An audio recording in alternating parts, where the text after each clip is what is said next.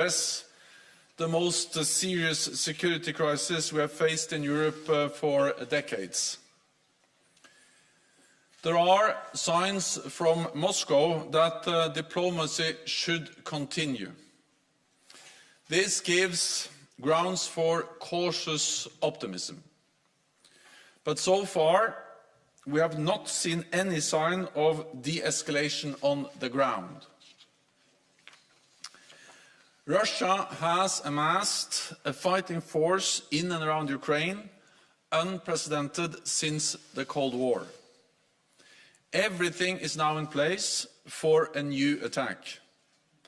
But Russia still has time to step back from the brink, stop preparing for war, and start working for a peaceful solution. NATO allies have been very clear that any further Russian aggression against Ukraine would come at a high price. We have systematically exposed Russia's actions, plans and disinformation to lay bare to the world what Russia is doing and to make it harder for Russia to conduct aggressive actions. At the same time, NATO allies remain ready to engage with Russia.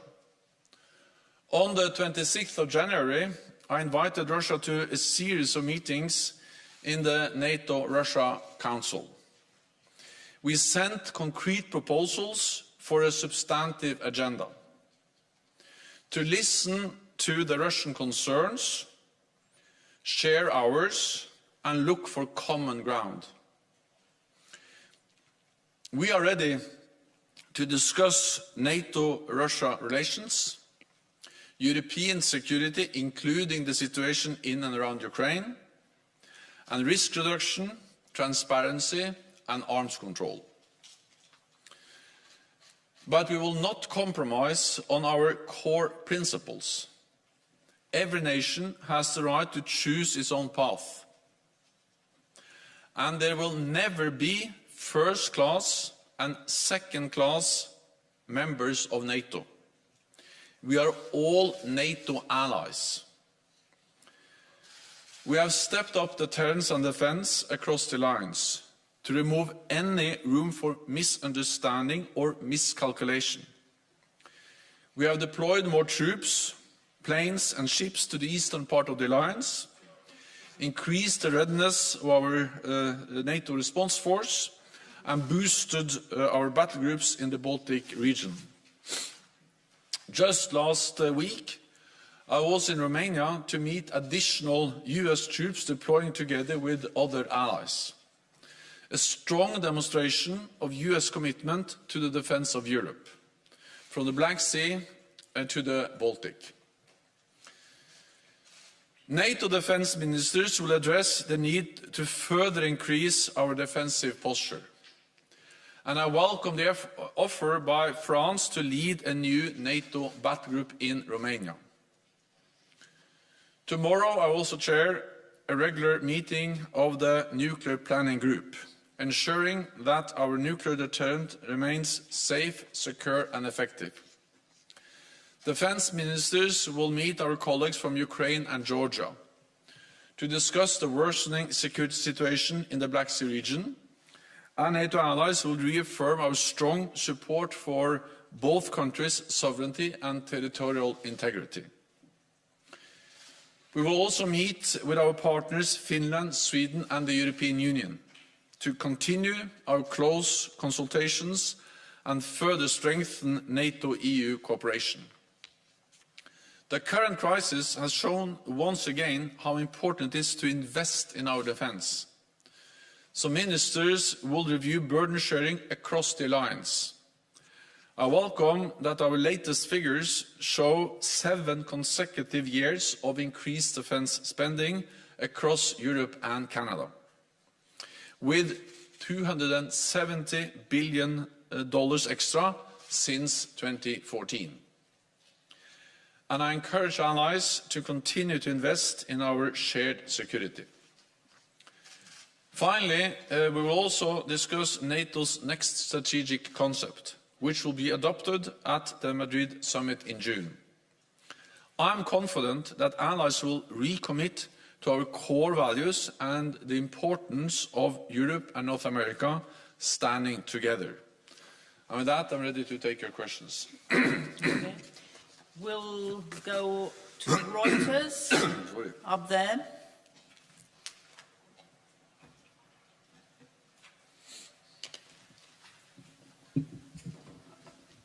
Thank you. Thank you, Juana. So Russia has said it is returning some troops to their to bases after military exercises were completed. Are you saying then this isn't true, or that you're not seeing any kind of change on the ground? Thank you. So far, we have not seen any de-escalation on the ground, not seen any signs of reduced Russian military presence on the borders of Ukraine.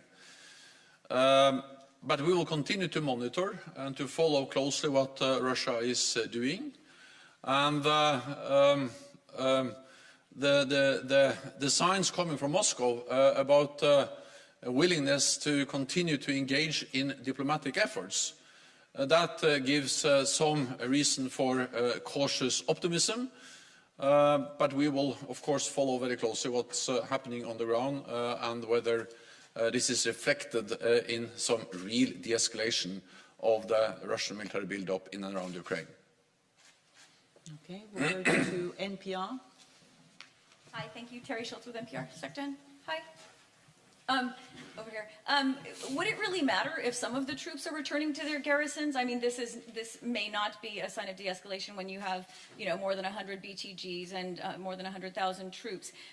Just to follow up on Robin's question, but additionally, I think Foreign Minister Lavrov said yesterday that Russia had prepared its response to the U.S. and NATO. Have you received any such response? Thank you. No, we have not received any response from Russia yet. We will welcome a response. We sent them in January our proposals, quite substantive proposals, in parallel the United States and NATO, where we outlined a wide range of issues, topics where we are ready to sit down and look for common ground on arms control, missiles, transparency on military activities and many other areas. And we are ready. We have been ready for a long time, and we remain ready to engage in good faith in dialogue with Russia to find a political solution. Of course, what we have seen on the ground, actually since last spring, is that they are moving forces around, but that doesn't represent a real de-escalation. And we've also seen that sometimes they move into a position with combat-ready troops and a lot of heavy equipment. And then they take out some of, or perhaps even most of the troops, but they leave the equipment behind. And then they can very quickly reinforce and move all the people back, all the troops back again if needed. So the movement of forces, the movement of Russian capabilities doesn't represent real de-escalation.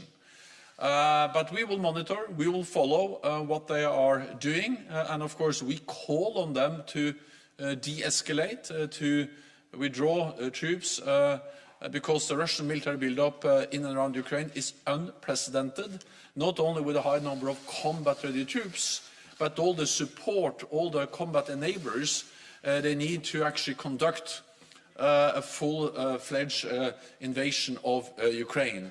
And with all these forces, all these capabilities in place, Russia can conduct an invasion of Ukraine with very little or hardly any warning time at all.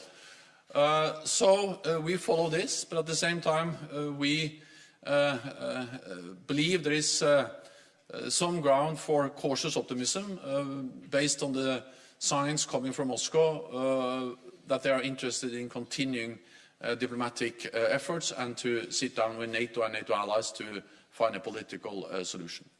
Okay, we'll go to Interfax Ukraine. Thank you, Anna. Interfax Ukraine, Irina Sommer.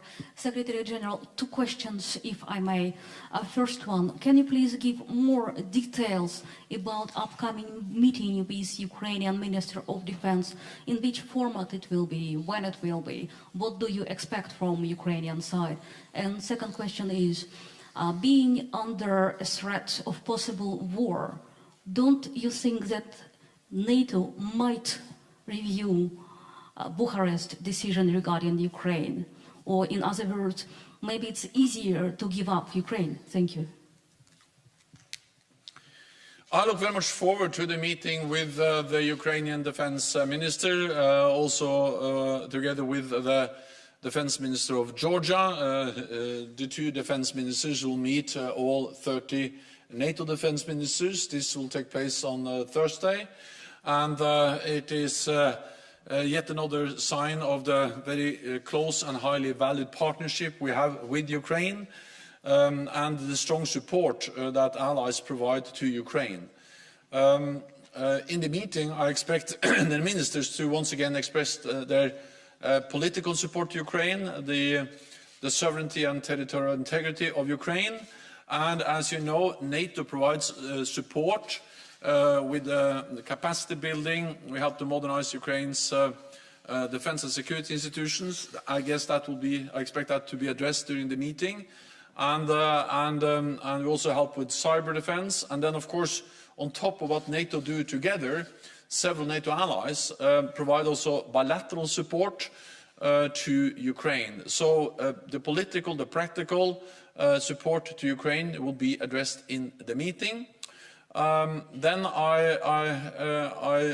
think also it will be an opportunity for all of us to take stock. Are there any signs that things are moving in the right direction, or is the military build-up in and around continue? Or does it continue? So I think it's a bit early to preempt the exact outcome of that discussion, but it is important that when things are so challenging and when tensions are as high as they are now, it is important that we consult closely with close partners, with Ukraine, and that's exactly what we do. Let me also add that we are in regular contact with Ukrainian leadership in different formats, almost all the time. I've spoken several times with President Zelensky, and we continue to be in close contact with the government of Ukraine. Okay, we'll go to Frankfurt. Oh, yeah, sorry. No, the Bucharest decision stands. NATO strongly believe that all nations have the right to choose their own path, and the NATO's door remains open. The enlargement of NATO has been a great success. It helps to spread democracy, freedom, and ensure peace and stability across Europe for decades.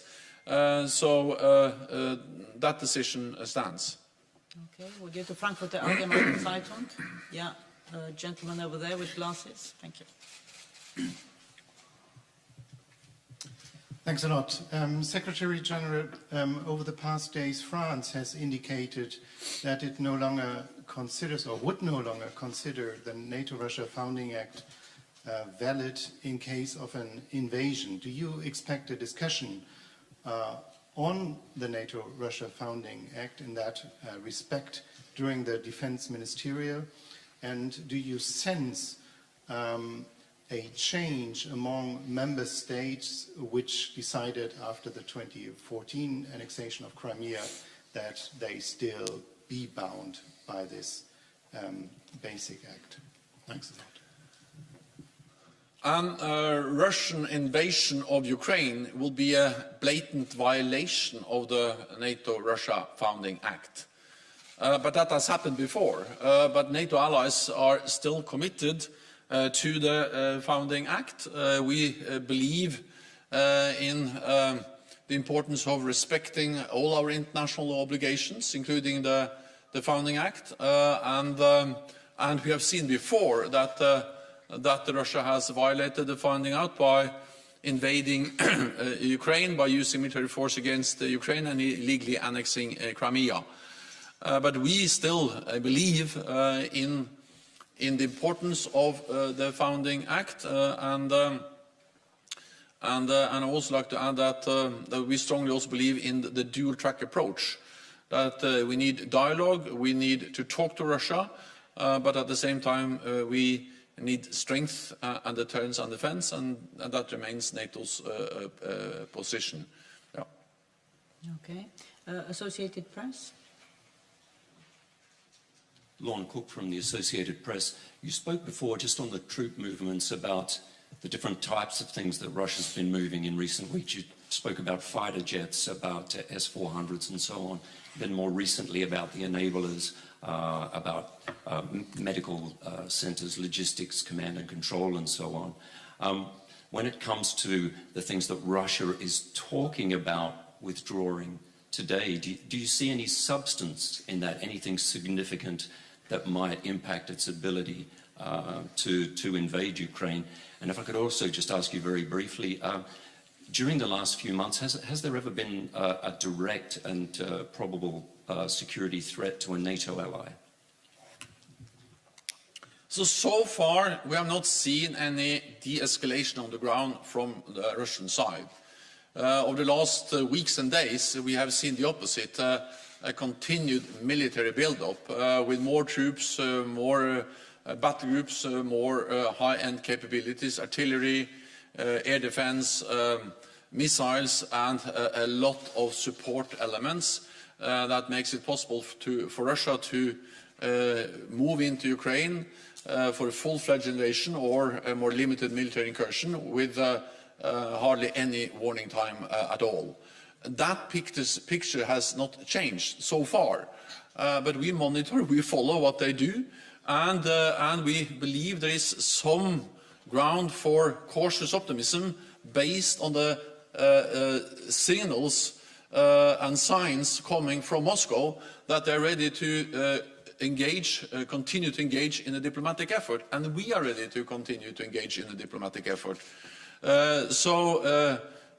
It's too early to say, but since we so strongly believe in the need for a political solution, of course we will now really look into whether there is a possibility to create a framework for meaningful dialogue with Russia. I welcome the different formats. We need a NATO-Russia Council, we need the bilateral talks between different NATO allies, we need a Normandy format to engage with Russia, and I also welcome the efforts by many NATO allied leaders meeting with President Putin, engaging with Russia. We have Chancellor Olaf Scholz in Moscow today. Last week, President Macron. Also, of course, President Biden has been in contact with President Putin. So has Prime Minister Boris Johnson and others. So there are many efforts from NATO and NATO allies to engage with Russia. We hope that we will receive an answer from Russia soon, on an answer to our letter, to our proposals, where we invited them to sit down in a series of meetings and outline the topics we are ready to discuss. Yeah, so in a way, I think that's, it's too early to say whether we can see anything on the ground, but I will tell you, or at least we may, let's come back to what we tell you when, but at least we are following very closely what they are doing. Okay, lady in red then. Sorry. What we see is a serious build-up in and around Ukraine, and I think also the fact that we have increased the NATO presence in the eastern part of the alliance sends a very clear message to any potential adversary that we are there to defend and protect all allies. And I've seen that myself. The battle groups, I visited them in, just before Christmas in Latvia and Lithuania, and then on Friday I was in Romania, and the fact that we have deployed more NATO troops on the ground, more naval assets, more aircraft, all of that sends a very clear message. So we are there to protect and defend all allies, and I think there is no room for any miscalculation in Moscow about our commitment to defending allies. So we have to understand that Ukraine is a partner, we support Ukraine, but for all NATO allies, we provide 100% security guarantees, and we have demonstrated that commitment also with more North American presence in Europe over the last weeks. Okay, we'll go to the lady with the red scarf there. From Bloomberg. I just had a follow-up to my colleague's question. Could you be a bit more precise about what the start of de-escalation would look like? I mean, how many troops would have to pull back? And to what extent do you see this Russia's new force posture as a long-term formation there? Thank you. So what you have to see is, of course, a substantial withdrawal of troops, but not only troops, also equipment, because what we saw this spring was that they moved in with troops and heavy equipment, and very often it takes much more time to move the heavy equipment than to move in and out the troops and the soldiers. What we have seen before is that they go in with heavy equipment and troops, take out some troops, and then they can easily move them back in again after just a few days on very short notice. So what we need to see is a significant and enduring withdrawal of forces, troops, and not least the heavy equipment. But I think also we need to understand that what we have seen over in reality the last year, because this actually started last spring and then have gone up and down with a upward trend all the time, will have a lasting impact on the security situation in Europe. And that's also why NATO is not only responding to the current crisis in around Ukraine by increasing our presence in the eastern part of the alliance, but we are also going to consider more long-term adjustment to our posture in the east, including considering the establishment of a battle group, for instance, in Romania, and I welcome the offer by France to lead that battle group. So I think we need to distinguish between also different things. NATO has, since 2014, increased our presence in the eastern part of the alliance because of Russia's aggressive actions against Ukraine with the illegal annexation of Crimea. And that has taken place over many years with the battle groups, with the new command structure, with more naval and air presence, but also then in the last weeks and months, we responded to the current crisis by increasing our presence, and then we are looking at a more long-term adjustment, but that will be something we will take decisions on later on. Okay, we'll go to Politico. Thanks very much, David Herzenhorn with Politico. Secretary General, at the start of the Olympics, we saw quite a striking joint statement from Russia and China against NATO expansion. I wonder if you assess that one outcome of this crisis is stronger unity between Russia and China against the alliance. Would this have happened if leaders hadn't turned to the China issue at last year's summit? I know the strategic concept you said would address Russia more than it had before and China more than it had before. Does it need to address now Russia and China together? So first of all, NATO has to respond to reality, and the reality is that China and Russia has come closer and closer over the last years. They are exercising together, they are working more closely together in the diplomatic domain in the UN Security Council, but we also see how they conduct more and more exercises. They've done that over the last years, including recently with the joint exercise with Iran in the Indian Ocean. So, of course, these are realities that have taken place over some time, and they impact security. So there is no way we can deny or, in a way, not take that into account. And that's exactly what NATO has done over the last years, especially since our summit in last summer, where we for the first time had some substantial language on the security consequences of China for our security. But we are ready to also engage with China. We need dialogue. We need to address arms control, big issues like also climate change and many other issues. And that's exactly what we are doing. But knowing that, for instance, China is now rapidly developing new nuclear capabilities, long-range missiles, hypersonic missiles, of course that matter, and missiles that can reach all NATO territory. There is no way we cannot take that into account. Not least also because we see that China is coming closer to us in cyberspace, in the Arctic, in Africa, and also trying to control critical infrastructure.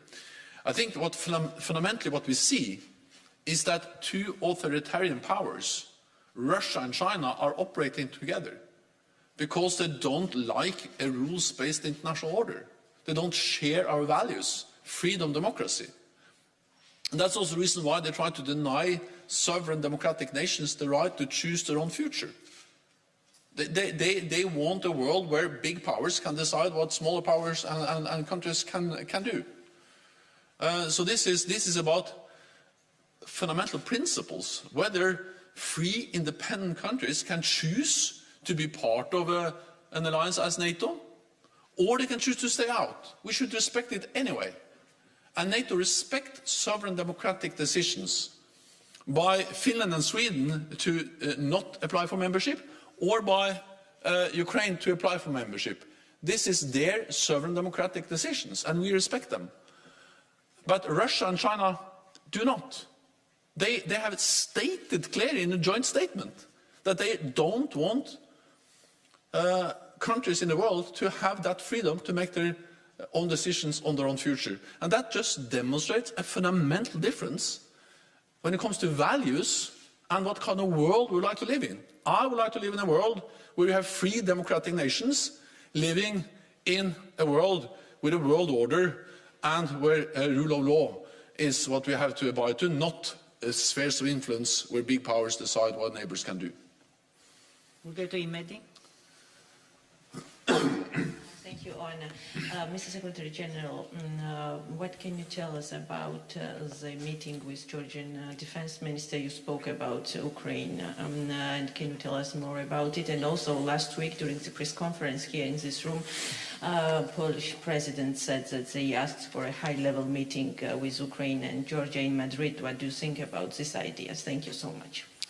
So first of all, I look very much forward to the meeting with the Georgian Defense Minister. It reflects the close partnership, the important partnership we have with Georgia. We have just stepped up our cooperation in different ways. We have activities together. We will have also an exercise together, and there are other ways of demonstrating how NATO and Georgia are working closely together. And we continue to provide support to the reform efforts, and we continue to, of course, support the territorial integrity and sovereignty of Georgia. So this is part of the regular, important, close coordination between Georgia and NATO, and I will look forward to the meeting. Well, that's too early to say, the different formats of the Madrid summit, so we have to come back to that. We'll try to take a couple of questions online before coming back to the press room. So I'll go to VG Alf-Bjarne Johnsen. Hi, thank you. Mr. Stoltenberg, I would like to ask you about the unprecedented public sharing of intelligence during this month, specifically from the US, and latest about the possible invasion tomorrow on Wednesday. Is this open sharing a new tool for NATO or for allied meant for deterrence? And can you tell us whether, in your opinion, if it had any effect on Russia? We have systematically shared information about the Russian plans, the Russian capabilities, and the Russian attempts to stage a pretext for aggressive actions against Ukraine, what is often referred to as false flag operations. And we do so because we believe in transparency, but also because we believe that makes it harder for Russia to conduct aggressive actions against Ukraine. So to lay bare everything they do is a way also to increase the threshold for them to invade Ukraine, to send in forces, to try to organize riots, topple the government, or all the other things that we are afraid that Russia may try to do. So, so the fact that we do this is a way also to try to counter and to prevent these things from happening. So I think we have to understand that intelligence is not always a prediction.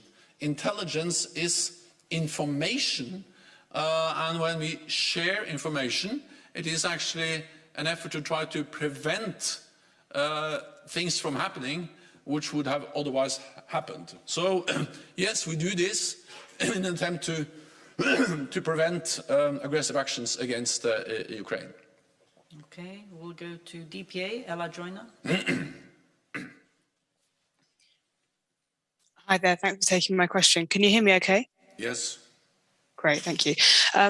Basically, I'm inferring from your comments that you have no plans to step back from building up NATO's presence in the eastern flank. If you did see I think you said a significant and enduring withdrawal, would you then consider reversing those plans to increase NATO's presence in its eastern flank? Thank you very much. So NATO is a defensive alliance. Everything we do is defensive, and it's about protecting and defending NATO allies. Second, we have had an increased presence of NATO in the eastern part of the alliance since 2014. It started in 2014 because of Russia's illegal annexation of Crimea and because of Russia's continued efforts to destabilize Ukraine, including by supporting the separatists in Donbass. So this has been there now for many years, and that has triggered the defensive response from NATO in the eastern part of the alliance. Then, over the last couple of months and weeks, we have seen that some of this presence has been enhanced, boosted, because we have seen a very current challenge in and around Ukraine. We will assess and we will judge the need to maintain that. It depends on what's happening in and around Ukraine. But it's too early in a way to speculate, because so far we have not seen any de-escalation by Russia, and we speak about well over 100,000 troops, combat-ready troops, also close to, they are close to Ukraine, on the Ukrainian borders, but they're also close to NATO territory, not least Poland, some of the Baltic countries bordering Ukraine, and of course bordering Belarus. So we will make judgment decisions based on what Russia actually do, but I think also that we need to understand that there will most likely be some long-term consequences, some long-term deterioration of the security environment in Europe, of this significant Russian military build-up, the threatening rhetoric. So we are also then assessing whether we should have some more longer-term adjustments or presence in the eastern part of the alliance. And we'll take a final question from Zoom, Robert Lupito from Calea Europeană. Thank you very much. Mr. Secretary General, today the Romanian Defense Ministry has announced that Romania has completed the necessary operations to declare the initial operational capability of the NATO battle group. I want to ask you, how soon can this battle group be up and running, and troops do you expect it to be installed over there? Thank you. I will not preempt any decisions by ministers. I met with President Klaus Johannes on Friday, and we discussed the battle group. I also discussed this with President Macron, and I expressed my support and that I welcome the French offer to lead a battle group in Romania. It will take some time before we have all the decisions in place, and also some time to have command and control and all the other issues that has to be decided before a battle group potentially is stationed in Romania. But then I think it is important to remember that while we are working on this issue of a French-led battle group in Romania, it doesn't mean that we do not do anything. So just over the last few days, the United States has added 1,000 troops to their presence in Romania. So that adds to the place, also that's to the 1,000 they already had. So that's just that is 2,000. The United States have made it clear that that's not necessarily a permanent presence, but it is a significant reinforcement of NATO presence in Romania, which has already taken place. I saw, you know, the striker units coming into Romania, coming into Constanza, and there are more US planes, there are more German, Italian, and other allies have also stepped up. So I think we have to distinguish between the more imminent need for more troops and forces. For instance, in Romania, we have already deployed more troops and forces to Romania, and I welcome the United States and others, and then distinguish that, or to separate that from the issue of more long-term adjustment, and the question of a battle group is a more long-term adjustment of our presence in Romania and the rest of the eastern part of the alliance. Okay, we'll come back here to Ukraine Forum. Dmitry Shkurko, National News Agency of Ukraine here. Russian rhetoric was accompanied by some quite aggressive decisions by the State Duma, which is suggested to President Putin to recognize the independence of so-called Donetsk and Lugansk republics. I understand it is not a purely NATO issue, but as NATO is going to intensify the negotiations with Russia, how that move would impact them. And the second question, if I may, have you received from Russian side any response to your proposal to conduct and to hold the next NRC meeting? Thank you.